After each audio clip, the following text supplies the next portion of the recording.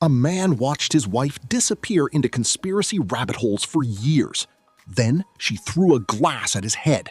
Then she admitted she had been secretly draining their savings for a scam involving a celebrity she hated. This one has everything: homeschooling, designer handbags, and a private investigator who definitely did not exist. Let's go. My wife and I had been married for 6 years. We have a 4-year-old daughter.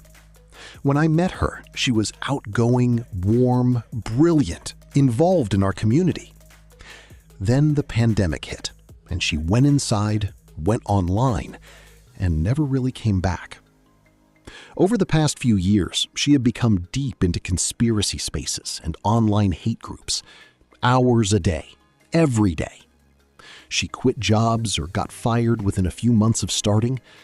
I became the sole provider and handled most of the parenting.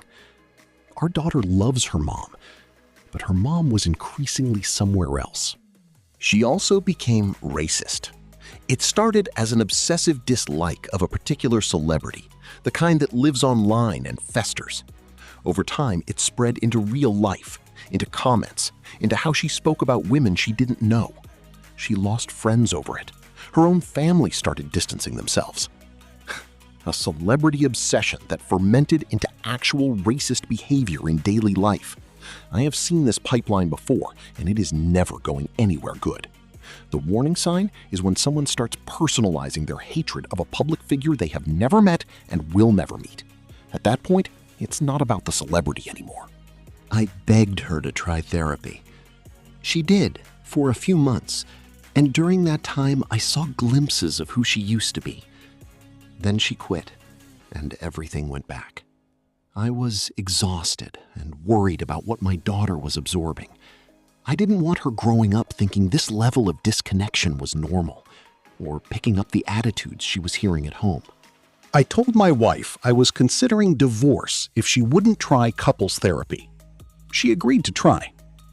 While preparing to act, I did what people online advised me to do. I checked our joint bank accounts.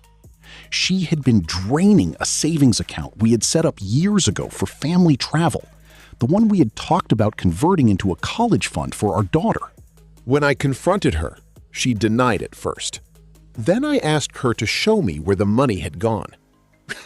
He asked her to show him where it went, my loyal fans. He asked where the money went. Strap in. She had donated a significant amount to political organizations, explaining it would create better schools and keep kids safe. She had spent another chunk on designer handbags and shoes she had hidden from him. And she had been sending money repeatedly to someone she met through a celebrity gossip page online who claimed to have hired a private investigator to dig up dirt on the celebrity she hated.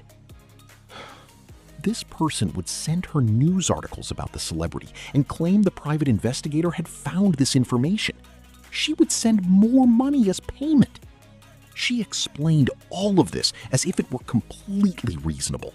The scammer was sending her existing news articles and claiming a private investigator had uncovered them. These are articles anyone can find for free in 30 seconds. She was paying for Google. She was paying premium rates for Google. I told her I was filing for divorce. She laughed at first, thinking I was joking. Then she realized I wasn't, and she exploded. She started throwing things. A glass hit me in the head. I left bleeding, went to the neighbors, who called the police. By the time officers arrived, she had destroyed the kitchen. She was arrested. I applied for a domestic violence restraining order and temporary custody of our daughter. Both were granted. She now has supervised visitation only and is facing a criminal charge for what happened that night. Her family has reached out to support me and my daughter. They had already been keeping their distance from her for months. They weren't surprised. My daughter is safe. My lawyer believes I have a strong case for sole custody. This is not the ending I imagined for my marriage, but I am grateful I acted when I did. All right, here is the breakdown. Documenting everything before filing was exactly right. The racist comments left online, the neglect of their daughter, the financial records, He did not act on emotion alone. He built a case first. And when she made her choices that night, she added to that case considerably. The documentation strategy worked exactly as intended. But years. This went on for years before the divorce conversation happened. The job losses, the full financial burden falling on him, the racism showing up in daily life, a child growing up in that environment. The fear of shared custody in a divorce is understandable, but staying in a deteriorating situation to maintain physical proximity is not protection. It's exposure for everyone.